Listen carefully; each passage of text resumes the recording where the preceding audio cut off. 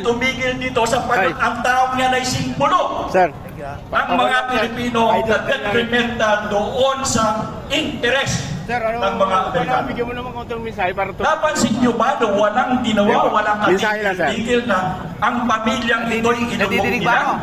Bakit? Sapagkat ito ay detrimental sa kanilang Pakiisa na interes. po kayo, tumayo na Ano po ang tayo. kanilang Wala interes? na Na po. wala naman tayong pakialam. Tumayo na po tayo. Tandaan nyo, Panagutin na ang po natin interes ng mga Amerikano wala tayong pakialam. Bakit? Ang kaaway nila ay ang China dahilan sa pinuprotektahan ang nasa likod ng lahat ng suliranin natin. Starting 1898 pa hanggang sa kasalukuyan. Ano po yung magiging turnout? Sayang. Kasi yung mga kababayan. Sayang tayong mga Pilipino. Mga sentimento. Napakaganda ng ating kaugalian na walang kapareho kahit sa buong mundo. Wala. Sabi ko sa inyo, nanggaling na ako sa maraming lugar. Gawain ko yan sa gobyerno ng araw.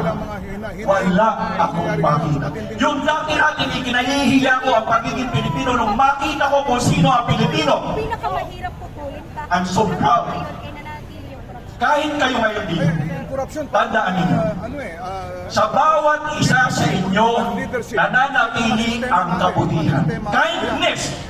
Hindi ba? Kung meron kayong nakita na nangangailangan, maniwala kayo. Tutulong at tutulong kayo. Hindi nyo pababayaan. Kahit yan ay kaaway ninyo, gagawa kayo ng paraan para matulungan ninyo. Bakit? Sapagkat tayo ay Pilipino, ito ang ugali natin.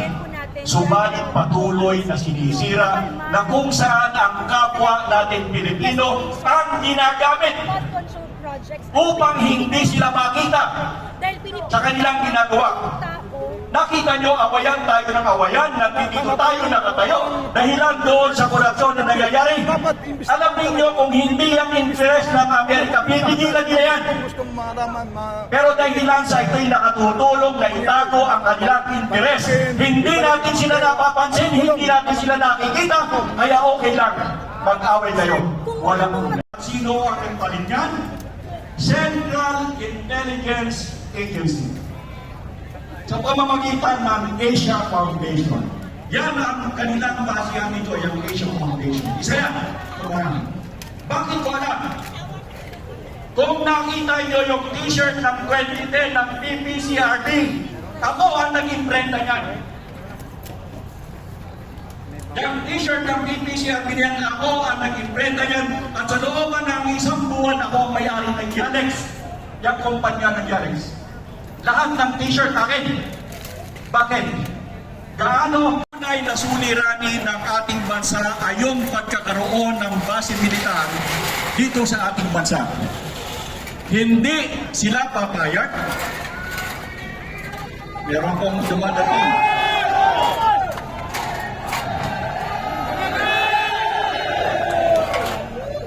Bigyan daan po natin yung dumadating.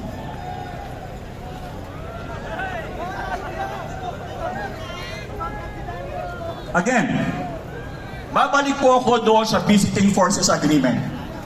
Noong kapanahonan namin ng Visiting Forces Agreement, ang mga Amerikano ay tumutulong pag merong sakuna sa Pilipinas. Pero noong dumating ang EDCA, na ngayon ay merong base militar sa Pilipinas, na ang sabi nila noong una ay 4, naging 9, pero naniniwala po ako na ito ay lampas doon ang bilang. Sa dami nila dito at sa dami na kanilang mga gamit, wala kayong nakitang isang helicopter ng mga Amerikano na nagdala ng tulong sa kapwa natin Pilipino. Bakit? Sila ay nagtatago upang hindi makita ng mga Pilipino ang kanilang presensya sa ating bansa. Bawal sa kanila ang ma-expose. Tandaan nyo yan. At itong ginagawa kong ito sa pagsasabi tungkol sa kanila, delikado ang aking buhay. Bawal ma-expose ang Central Intelligence Agency. Yun po yung armas ng Amerika na kung saan ang ginagawa ay magmanipula ng mga bansa. Hindi lamang magmanipula, kundi mag-assassinate ng sino mang tao na kung saan ay magiging hadlang sa kanilang interes. Kaya ako po ay hindi iba na magiging target nila sa aking sinasabi ngayon. Now, bakit ko ito sinasabi?